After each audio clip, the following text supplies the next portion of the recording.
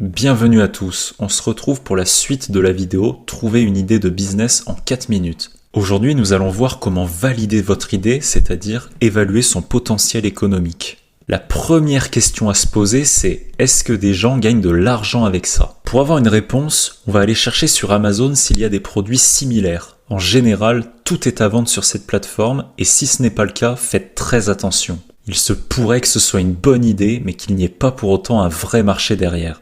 J'aimerais vous mettre en garde face à une erreur fréquente qui est de vouloir à tout prix inventer quelque chose.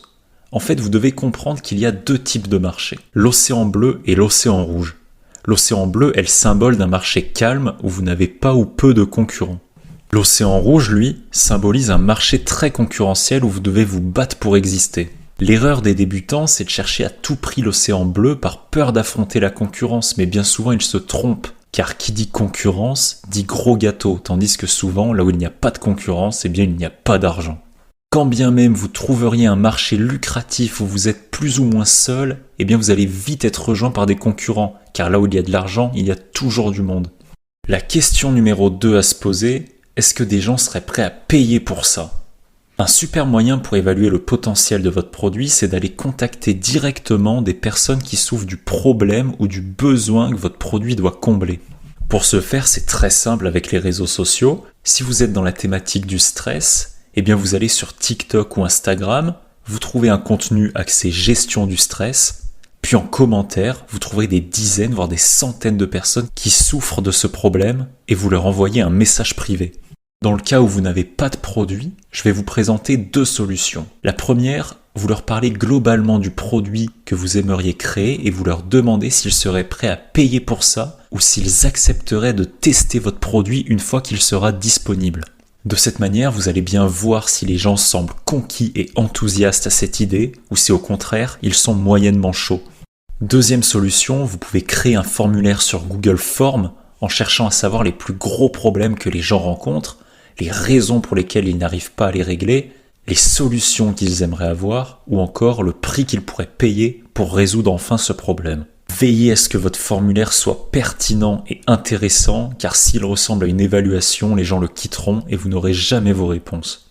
Dans le cas où vous avez déjà créé un produit, vous pouvez leur proposer alors de le tester avec moins 50% ou encore de le tester gratuitement en l'échange d'un retour de leur part. C'est d'ailleurs ce que j'ai fait quand j'ai écrit mon livre de développement personnel. Au fur et à mesure des chapitres, je l'offrais à des personnes en échange d'un retour critique de leur part. À chaque fois, je comprenais ce que les gens aiment ou non. Et petit à petit, j'ai créé un produit qui maintenant a toujours des bons retours. Eh bien, vous pouvez faire la même chose. Enfin, je vais vous donner 3 conseils en or pour bien comprendre comment vendre un produit. Premièrement, vous devez vendre le but, pas le moyen. Une personne se fout d'acheter un marteau, elle veut enfoncer un clou. Une personne se fout du dernier régime à la mode, elle veut juste être en meilleure forme. Ne vous concentrez pas sur votre produit quand vous en parlez aux gens, mais plutôt sur les bénéfices qu'ils vont en tirer. Deuxième conseil, vous pouvez vendre votre produit sans même l'avoir créé. C'est une méthode surpuissante. Si vous arrivez à gagner de l'argent sans même que le produit existe, alors il a un vrai potentiel. Ceci est un moyen super rapide de valider son idée. Si vous faites assez de ventes, vous commencez à le créer. Si vous n'en faites pas assez, eh bien vous remboursez les gens. Dernier conseil, gardez en tête que la source de votre réussite restera toujours un bon produit.